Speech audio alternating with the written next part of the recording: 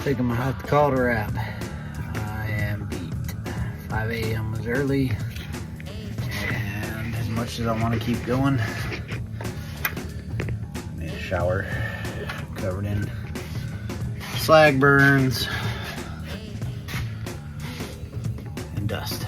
So we did get part of what we wanted to accomplish done today. So if you want to see how we came to this, where I can touch all the edges without getting hurt, watch the video. But I'm gonna go take a shower, and then who knows, I may come out and just sit here and look at her for a little more, come up with some ideas for tomorrow. Later, go. Well, we're back at it after the last customer of the day left. Sitting here with my old handy tape measure, measuring stuff. And I'm not sure what I want to do. Pretty much got an air breather right up against the windshield wiper cowl there. The engine's sitting on the cross member without needing any fabrication there. This high-rise intake, I've got a low rise, got a mid rise. Of course, you change one and then it changes everything else. It's a pretty tall one. Probably not going that route, but mid-rise on there.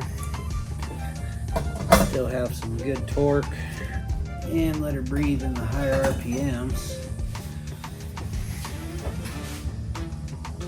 Puts the back of my air filter below the hood line, but the front of this one is above my hood line. So like I said, they got smaller diameter air filters. Might be able to get away with that, but I'm also on the fence of, do I want to make these motor mounts and get this thing tucked a little further back? Do I want to leave it where it sits? So, being that I'm kind of at an impasse on what I want to do, and I want to do a little more thinking and researching before I commit to cutting anything else, I think what I'm going to do is think on the front end, and we'll go check out the back end. I was digging on the shelf for some parts that I had to keep making progress while I think on this, and we might be able to start working on fuel cell. Maybe that won't be as difficult to do and get started on. So that's where we're at. We'll leave this section of the car alone while I think. There it is. Just got to get up there and get it down. See what that fuel cell fits in there like.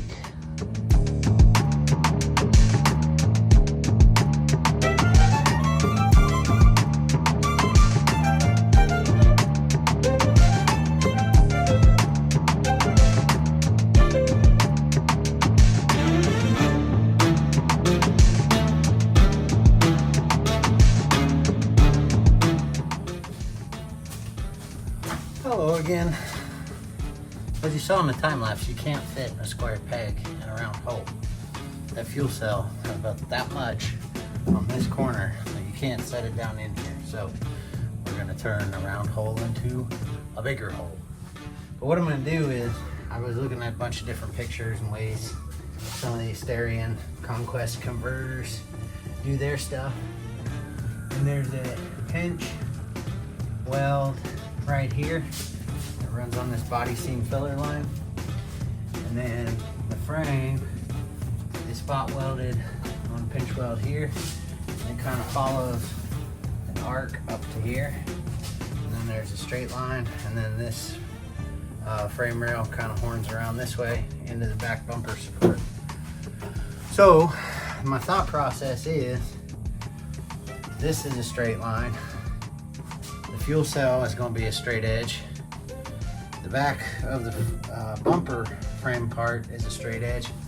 So when I come in here to make this all one piece of sheet metal, and on this side, I'll have 3 straight edges, easy to measure, and then I'll take a piece of paper, masking tape, once I get this cut out, and I can go in, and that'll be the only edge that I kind of have to have a shape on, and split it right here down the middle of the frame.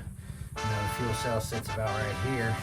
So again, that'll be a straight edge off the fuel cell, straight edge off the fuel cell, straight edge off the seam, straight edge off the rear bumper, and this one little frame curve we'll have to trace and cut out. So that's the game plan. Y'all are gonna be in for a show because I have to cut all of this from the bottom so I can follow all the pinch and seam welds on the frame.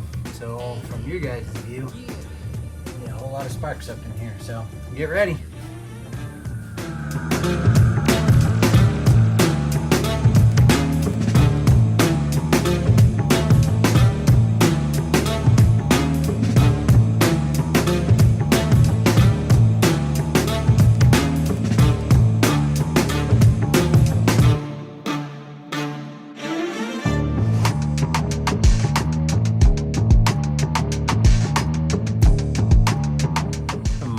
Underside view of it, what I did is, if you have ever used a plasma torch, you know, and if you haven't used a plasma torch on sheet metal, it will blow through sheet metal as fast as you can sign your name. So I cut just on the end of the outside of that pinch weld, that way I can come in with a grinder real fine, follow that edge. So I undercut everything, so it'll be a little grinder work to clean it all up. But then also what that'll allow me to do is I can find the edge of that weld, and I can either take the new trunk panel plate and butt weld right up to it, or if I overlap, then I've got a nice straight flowing curve that I can follow and weld, just for some, keep everything straight. So now, with it not being a round hole, I should be able to put a square tank through the top side and not have to fish it underneath. So lots of grinding and getting ready to see what we'll need for some bracketry to hang a tank.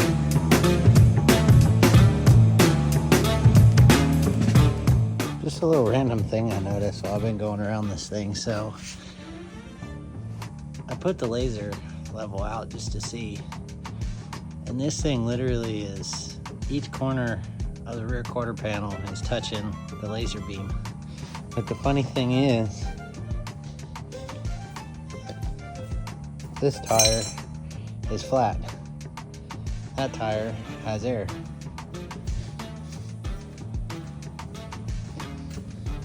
This tire is aired up, and this tire is flat. I know there's not a whole bunch in this car right now to tweak on the frame, but alternating corners of the car have air, and alternating opposite corners don't. And this thing is still sitting dead level. They said about the Starion that they were a phenomenal chassis, and even back in their day, being down a little power, they competed with the 944 Turbo, the Nissan, the Mazda RX. They were all on the same playing field, and they said this one, the chassis, was one of the best handling, most fun chassis, lively of all of that group of contenders back in the late 80s. They just said if they would have put a little more into the engine, this thing would have really shined. But anyway, I was just walking around and getting ready to do another thing, and I thought, it's crazy? That thing is, sitting on flats on opposite corners, and it is still just as level as can be. Suspension's drooped on that side, up on this side. Suspension on the front left corner is drooped. Suspension up there on a full tire on that right hand corner is good. Just a little something that catches your eye when you're playing around in the shop.